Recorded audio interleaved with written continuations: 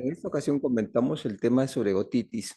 Nuestro cuerpo, para poderse relacionar con los demás seres humanos y al ambiente externo, requiere de órganos, que son los sentidos, especializados en percibir los estímulos de forma adecuada y transmitirlos a nuestro cerebro, en donde se interpretan como señales especiales, generando de forma inmediata una experiencia que se almacena para ser empleada en forma posterior en la ejecución de otros procesos mentales.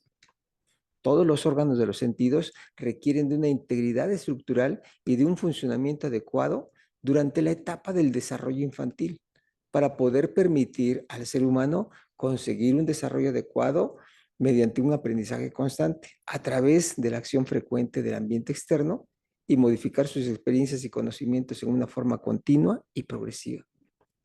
Los oídos, al igual que la vista, son órganos que nos permiten percibir a distancia los estímulos que en forma abundante en el transcurso del día van llenando de información variada a nuestro cerebro para reaccionar de forma inmediata.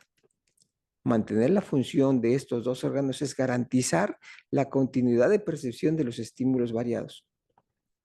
Hablando en particular del oído, es el órgano que desde el vientre materno nos permite ir conociendo los diferentes estímulos que nos rodean, y en especial los generados por nuestra madre.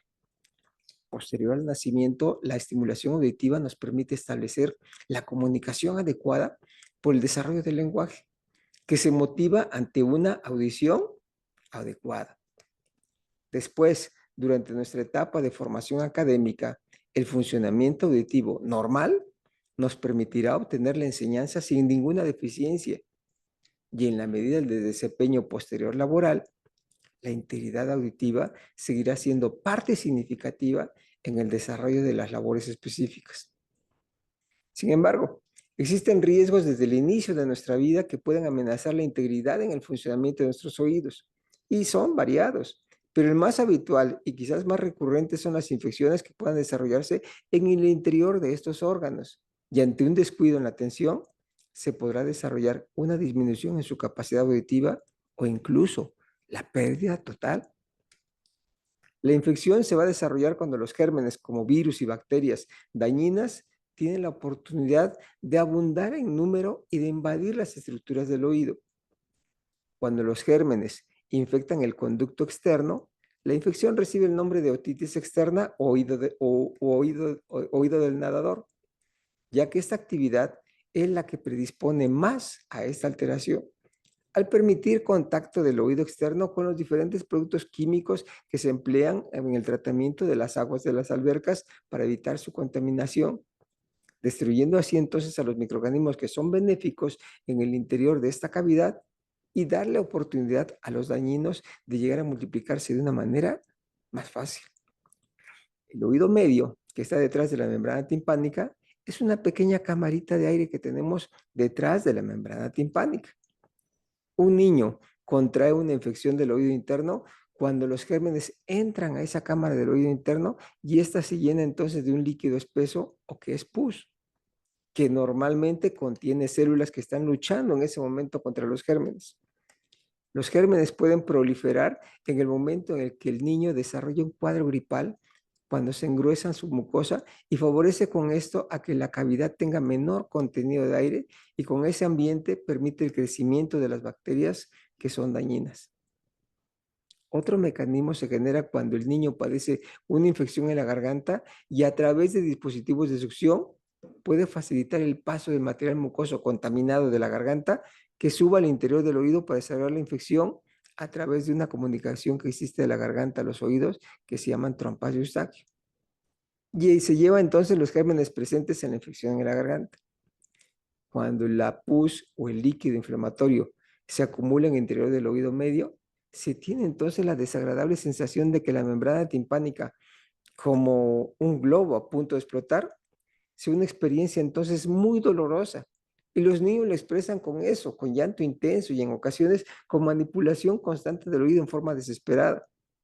En los niños mayores, las trompas de Eustaquio, los mayores generalmente se alargan y generalmente funcionan mejor que los niños pequeños, que son más cortas y más horizontales, pero todavía pueden causar problemas.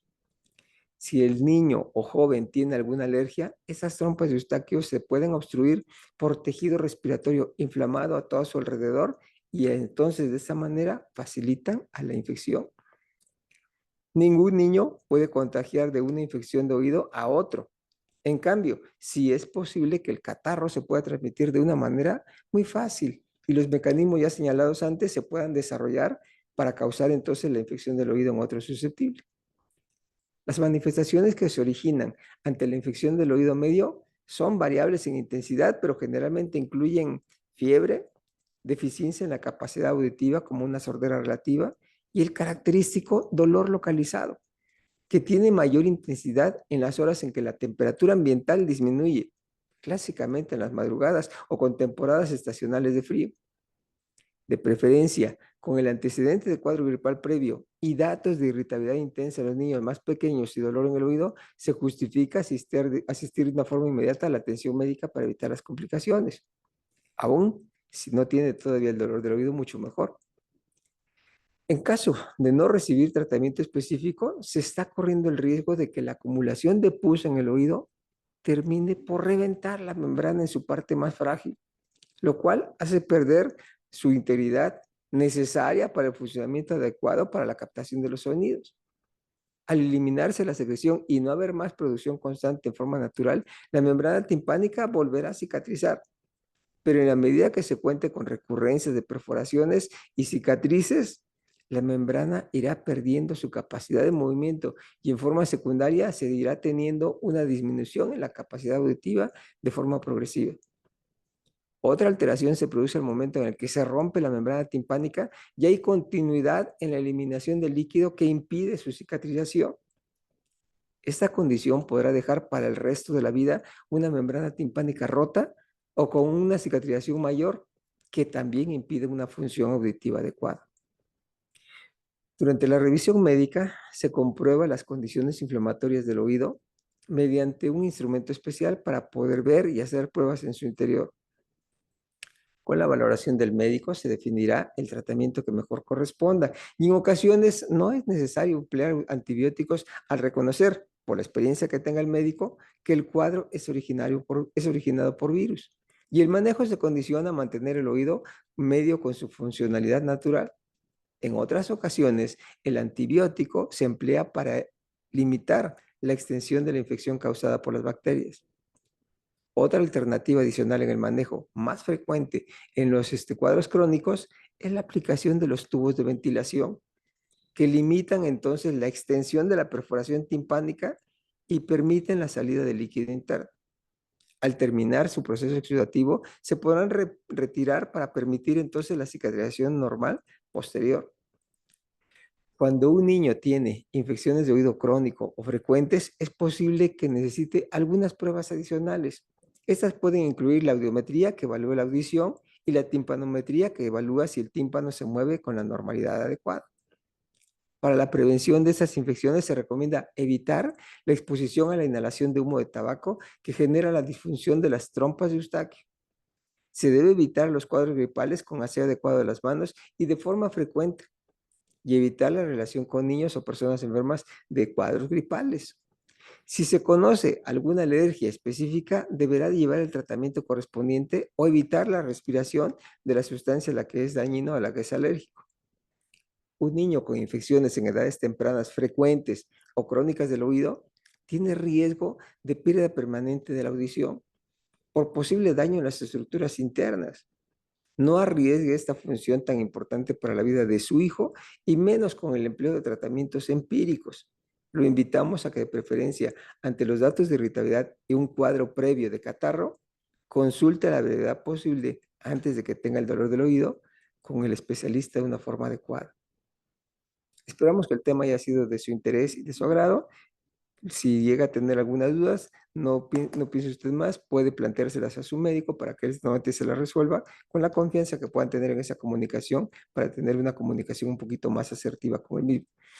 Si gusta usted, puede compartir este enlace a través de sus redes sociales con personas que considere usted que pueden tener interés en este tipo de temas, invitándolos a que se suscriban a la página y que activen su botón de notificaciones para estar pendiente de cuando se publique un nuevo video.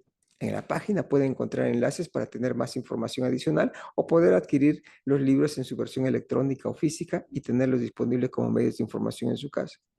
Por lo demás, solamente me resta agradecer su interés que ha mostrado a este video, esperando contar con su atención en nuestro próximo video. Hasta luego, muchas gracias.